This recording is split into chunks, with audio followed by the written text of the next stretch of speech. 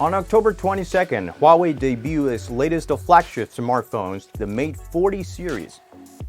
This is the Huawei Mate 40 series, Mate 40, Mate 40 Pro.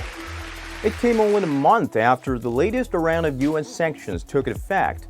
Over the course of 3 years, Washington rolled out multiple rounds of attacks against the Chinese tech behemoth. Huawei is a company we may not do business with at all. First, it removed Huawei phones from U.S. retailers' shelves.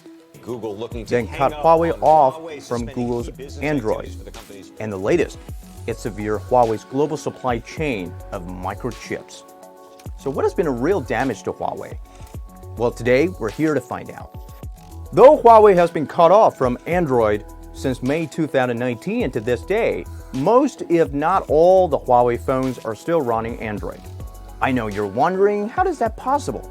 To answer this question, we need to first acknowledge that Android wasn't created by Google in the first place. It was an open-source smartphone operating system available to anyone and everyone for free. Then Google acquired Android in 2005 and has been locking it into Google services ever since. Google services aren't just Google apps, but an entire infrastructure within the system.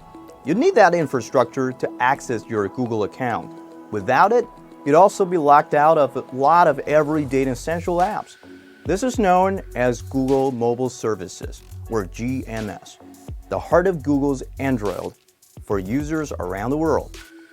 But you say Chinese mainland users haven't had access to any Google products for years.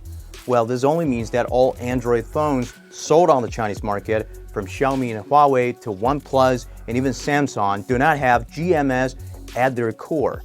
And even though Google now owns Android, the open source and Google free version of Android has always been available for developers. Manufacturers can take that Android version and add their own touches. That's how we have Xiaomi's MIUI, OnePlus's Oxygen OS, and Huawei's EMUI. Google barring the company from... Fast forward to May 2019, Google was forced to cut Huawei off from its future Android updates. Here we're once again talking about the GMS version. No problem at all for Chinese mainland users.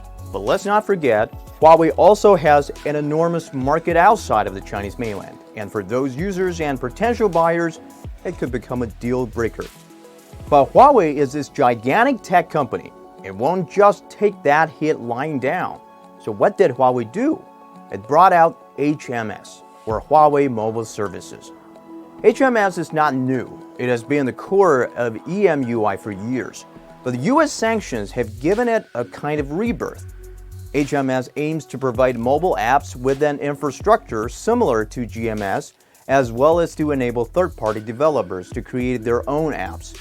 HMS is like Huawei's parallel universe of the mainstream Android ecosystem. Wait a second, but what about Harmony OS? You know, the operating system that Huawei dedicated an entire event to back in September. Wasn't that like Huawei's response to Google's Android ban? Well, not exactly. Huawei Harmony OS is the whole different type of operating system that the company built from scratch. On the one hand, you have Android, the monolithic system developed from Linux. And on the other, you have Harmony OS, a microkernel distributed system, meaning it would not require its hosting hardware to be as powerful as a smartphone. Harmony is designed to run on virtually any electronics device, from dishwashers to vacuum cleaners. Huawei is without a doubt one of the most powerful and resourceful tech companies in the world, but it would be unwise to think that it can go neck to neck with an ecosystem and empire that has been building up for 8 years and is supported by billions of users worldwide. This explains why, in the foreseeable future, Huawei phones are still going to rely heavily on Android, just not Google's Android. And the company will invest more in HMS. There may be a chance that some prototype phones will be running Harmony OS sometime in 2021, but that doesn't mean Huawei plans to make it a contender. Meanwhile, many US and Chinese tech companies are hoping restrictions ease under the new US president, because both Huawei and Google are still looking to get back together. In our next episode, we will explain why the US chip ban on Huawei has been described by by mainstream media as the lethal blow for the Chinese tech giant. Why it is so difficult for Huawei to work around the ban? Does Huawei have a plan B? We'll have that answer for you next time. I'll see you then.